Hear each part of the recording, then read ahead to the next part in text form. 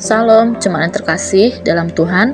Renungan kita pada pagi hari ini terambil dalam 1 Korintus 10 ayat 19 sampai 33 dengan tema semua ada batasnya. Menjadi bagian dari tubuh Kristus bukanlah sesuatu yang mudah. Tentu semua ada batasannya untuk kita melakukan sebuah kehidupan anak-anak Allah. Begitu juga ketika Rasul Paulus mengadakan sebuah pelayanan di Korintus yang pada saat itu kurang lebih banyak memakan waktu. Namun, banyak juga jiwa-jiwa yang dibawa oleh Rasul Paulus pada saat itu untuk mereka percaya pada Tuhan Yesus sebagai juru selamat mereka. Rasul Paulus pun ketika melayani mereka banyak cobaan dan tantangan yang harus bisa dilewati, karena dia tahu ada batasan-batasan yang harus dilakukannya untuk dapat masuk dalam kehidupan orang-orang Korintus. Apalagi pada saat itu banyak sekali penyembahan-penyembahan kepada dewa-dewa yang dilakukan oleh orang-orang di Korintus. Selain itu juga dia mendapat penolakan dari orang-orang Yahudi. Tapi pertanyaannya adalah mengapa meskipun terjadi penolakan dan banyak orang-orang yang melakukan penyembahan terhadap dewa-dewa, Rasul Paulus bisa mengajak mereka untuk percaya kepada Tuhan Yesus sebagai juru selamat. Itu semua dikarenakan ada batasan yang Rasul Paulus lakukan supaya bisa mengetahui lebih dalam kehidupan orang-orang di Korintus. Begitu juga dengan kehidupan kita.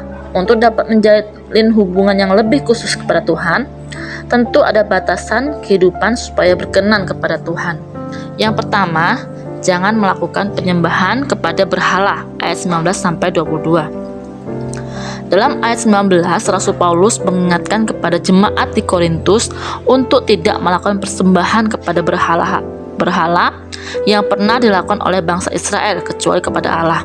Apa yang dilakukan Rasul Paulus kepada jemaat Korintus pada saat itu hanya ingin mengingatkan agar mereka tidak mendapatkan hukuman atas apa yang sudah mereka lakukan. Sebab dikatakan dalam ayat 22 berbunyi, atau maukah kita membangkitkan cemburu Tuhan? Apakah kita lebih kuat dari Dia? Pertanyaan yang dilontarkan ini sebenarnya memberitahukan bahwa jangan sampai Tuhan marah dan memberikan hukuman bagi kalian semuanya. Karena orang yang melakukan penyembahan adalah orang yang sudah menduakan Tuhan, dan itu kekejian bagi Tuhan sendiri. Kita saja sebagai manusia tentu tidak ingin diduakan oleh pasangan kita, apalagi Dia yang sudah banyak memberikan kehidupan bagi umatnya. Yang kedua, janganlah mencari keuntungan sendiri, ayat 24. Apa yang dikatakan Rasul Paulus pada ayat tersebut sebenarnya memberitahukan bahwa sebagai murid Kristus, kita ini harus bisa menjadi berkat bagi orang lain, bukan mengambil keuntungan dalam kehidupan orang lain, apalagi melalui kesusahan seseorang. Sebab apabila kita mengambil keuntungan dari kehidupan seseorang, itulah yang dapat menimbulkan persoalan dan perpecahan. Ketiga, jangan menimbulkan kecurigaan pada hati seseorang, ayat 32.